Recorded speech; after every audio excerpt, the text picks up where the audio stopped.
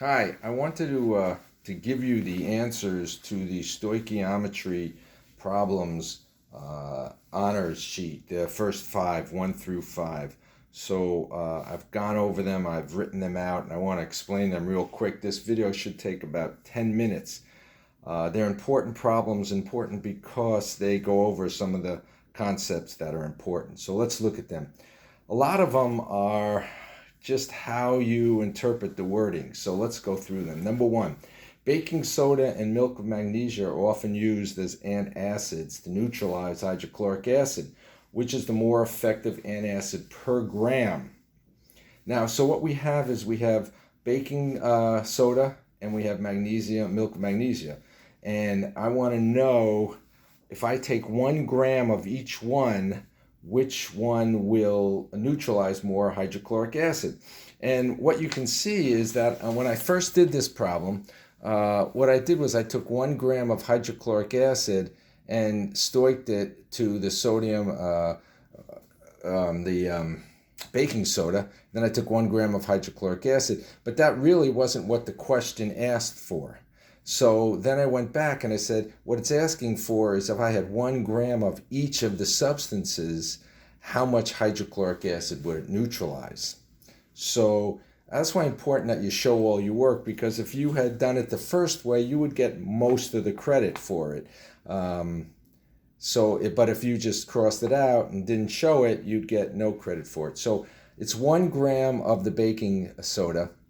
So I'm going to stoich it to hydrochloric acid. So I get 1 gram NaHCO3, change it to moles, 1 mole 83.99, 1 mole of hydrochloric acid for 1 mole of baking soda, and then 36.45 is the molar mass of hydrochloric acid. That gives me 0.34 grams of hydrochloric acid that's neutralized. Do the same thing with magnesium hydroxide. 1 gram of magnesium hydroxide, change it to moles. 2 moles of hydrochloric acid, 1 mole of magnesium hydroxide, and a molar mass of hydrochloric acid, 1.25 grams, which means the magnesium hydroxide is better. It'll neutralize more. Okay, question number 2. Nitrogen gas can be prepared by passing gaseous ammonia over solid copper oxide at high temperature. The other products are water vapor and solid copper. 18.1 grams of ammonia reacts with 90.4 grams of copper and produce 7.3 grams of nitrogen gas. What is the percent yield? Well, to find the percent yield, I have to find the theoretical yield. And to do that, this gives me two amounts. So I get 18.1 grams of ammonium and 90.49 grams of copper oxide, and they want to know how much N2 is produced.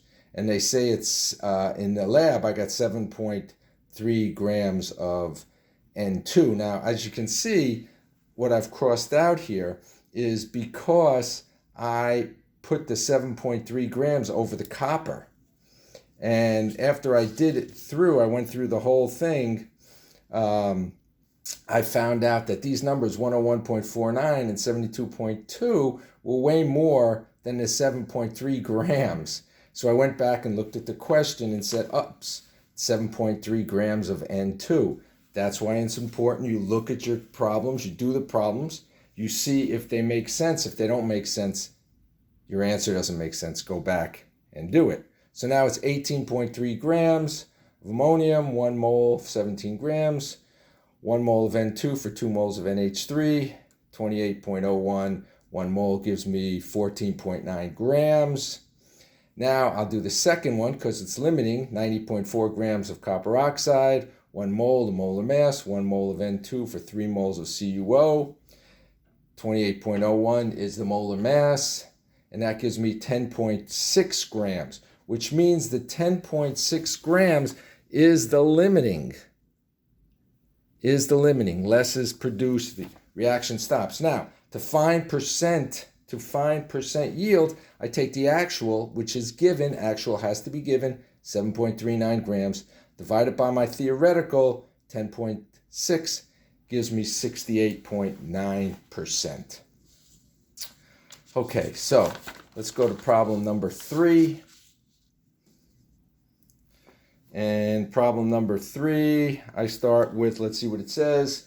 Hydrogen peroxide has many uses, is prepared. What mass of hydrogen peroxide, we're trying to find mass of H2O2, it would result when 1.5 grams of barium peroxide is treated with 25 milliliters of hydrochloric acid. So what they're doing here, this is a limiting reagent.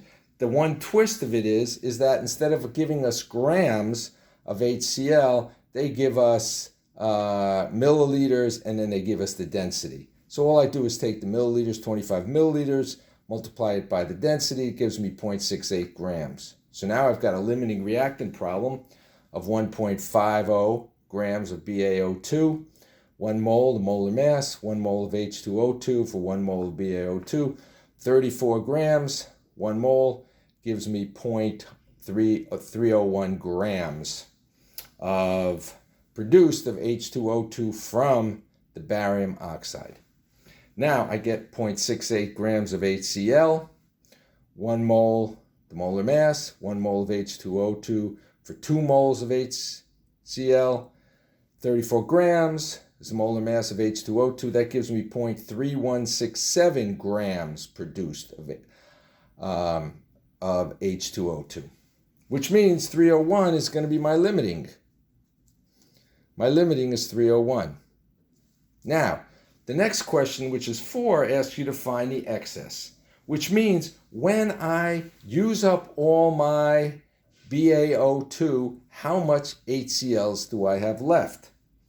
And the way I cannot just subtract this from that. I can't subtract that one from the other, or subtract this from that. What I have to do is say, okay, I'm going to use up all of my BaO2. I'm going to stoich that to my other reactant.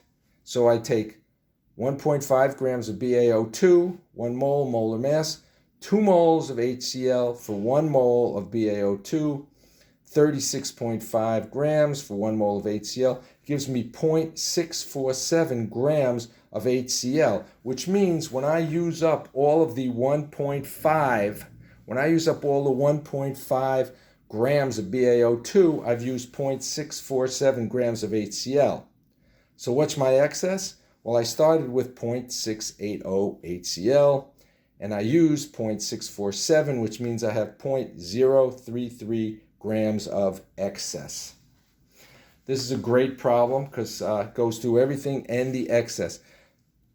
Feel free to stop this video at any time and go over it. Now, question number 5 says, when tin comes in contact with oxygen, we have tin oxide, and it says, assuming all the tin has reacted, what is the mass of the oxidized tin foil? So I'm trying to find the mass of SnO2. Now, the tricky part on this one is they don't give us the mass of tin, but what they do is they give us the volume of tin. So it's 8.25 centimeters by 21.5 centimeters by 0.6 millimeters. So I have to change that to centimeters, which is 0.06. Make sure you change that. It gives me 10.64 centimeters. 10.64 centimeters. Now, density equals mass over volume. My mass, so I get 10.64 centimeters, which is my volume, times the density, and I end up with 77.48 grams of the tin. Find the mass of the tin, which I did. Now use the stoichiometry to find the mass of the tin oxide, 77.48 grams, 1 mole, 118, 1 mole of SnO2 for 1 mole of SN, 150.71 grams for 1 mole of SnO2 gives me 98.4 grams of SnO2. That gives me point A. Now point B says air is about 21% oxygen by volume. How many liters of air are required? Which means I've got the oxygen here in the equation, and from oxygen I can figure out how much air I own, because it's about 1/5, 21%. So I'm going to stoich my 77.48 grams of SN to O2. 1 mole, molar mass, 1-to-1 ratio, 32 grams, gives me 20.8 grams of O2. Now, because they give me density equals 1.309 grams per liter, and they want me to find how many liters, I'm going to change my 20.8 grams of O2 to liters of O2. Density is 1.309 grams per liter. I've got 20.8 grams, so it's 20.8 divided by 1.309 gives me 15.87 liters of oxygen. Finally, they ask me how much air is that do I need? Well, it's about 21%, which is about 1/5. So 0.21, which is 21%, times some number is going to equal 15.87.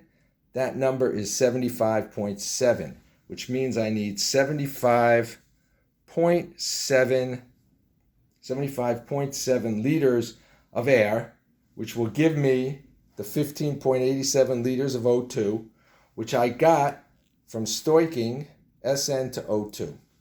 I hope this helped, and these are great review problems for the quiz.